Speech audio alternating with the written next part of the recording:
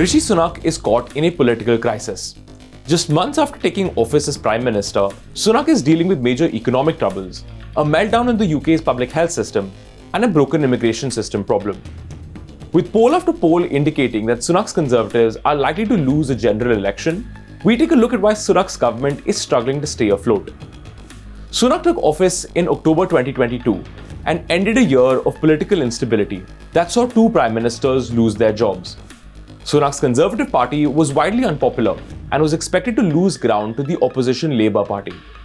However, Sunak's youth and his reputation for competence allowed many to hope that he would turn the party and the country around. Unfortunately, that hasn't happened. A series of election polls in 2023 have found that Sunak's Conservative Party lags 20 points behind the opposition Labour Party. Given his party's unpopularity, many prominent leaders, including Sunak, are expected to lose their seats at the 2024 general elections. So, why did this happen? One of Sunak's major problems is the economic crisis in the United Kingdom. Partly because of the war in Ukraine and other economic shocks, the UK's economy is expected to shrink by 0.4% in 2023. At the same time, the UK's high inflation rate is likely to continue. Inflation rates hit a 40-year high in October last year and have seriously damaged Britain's households. Estimates find that ordinary citizens have seen the sharpest drop in their standard of living in over 20 years. Needless to say, the economic crisis has not helped Sunak's Conservatives. This has been compounded by a breakdown in the UK's government services in recent weeks. For example, the country's National Health Service, which is government-run, seems to have broken down entirely. Years of alleged underinvestment by the Conservative government have meant that staff are underpaid and healthcare capacity has not expanded. Given that the NHS has well over 100,000 vacancies, British citizens now have to wait weeks before they can see a doctor and get proper medical care. Even as Sunak is grappling with this crisis, public sector workers who are dissatisfied with their working conditions and salaries have gone on strike. Sunak has tried to enact legislation that would prevent these tens of thousands of workers from striking.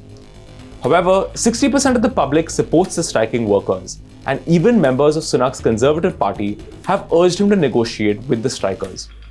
Then there's the United Kingdom's massive illegal migration problem.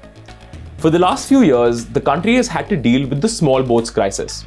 Refugees and asylum seekers have gotten onto small boats and crossed the English Channel in hopes of starting a new life in the UK. Last year, over 40,000 people illegally tried to seek asylum in this fashion. Sunak's Home Secretary, Suella Braverman, acknowledged that the crisis had gotten out of control. With around 100,000 migrants seeking asylum and living in the UK on British taxpayer money, the mishandling of the migrant problem has caused problems for Sunak. Now, Sunak has not been inactive during this crisis. He recently unveiled a 5-point plan that aims to halve inflation and restore economic growth. Part of his plan also involves an effort to stop the small boats crisis. He recently signed a deal with French President Emmanuel Macron to stop illegal migrants from using French territory to cross the seas into Britain. He's also continuing a controversial deal with Rwanda to deport illegal migrants coming into the UK to Rwanda. This has worked partly. Polls of British voters find that Sunak is more trusted than his opponent, Labour leader Keir Starmer, when it comes to cutting inflation and growing the economy. British citizens also believe that Sunak will do more to combat the illegal migration crisis than his opponent. Sunak has also recently polled higher than Starmer when it comes to personal popularity of the two politicians. Unfortunately, that's where the good news ends. Sunak's approval ratings are unlikely to help him or his party. The problem is that voters have become increasingly pessimistic about the Conservative Party's ability to solve the UK's problems. Recent polls indicated that 55% of people believe that Sunak would not be able to keep his promise to halve inflation in the coming year. 67% believed that Sunak would not be able to solve the NHS crisis, while 53% believed that he would be unable to pass strict new laws aimed at combating the illegal migration crisis. This pessimism has clear electoral consequences, as Sunak's Conservatives now trail behind the Labour Party by 20 percentage points in the election polls. A real test of Sunak's leadership will come in May this year, when the United Kingdom will hold a series of local elections.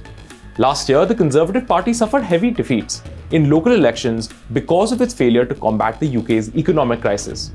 Those defeats created increasing pressure on then Prime Minister Boris Johnson to step down. With the economic crisis still raging on and the Conservative Party as unpopular as ever, Sunak now faces the monumental task of avoiding defeat in May's local elections.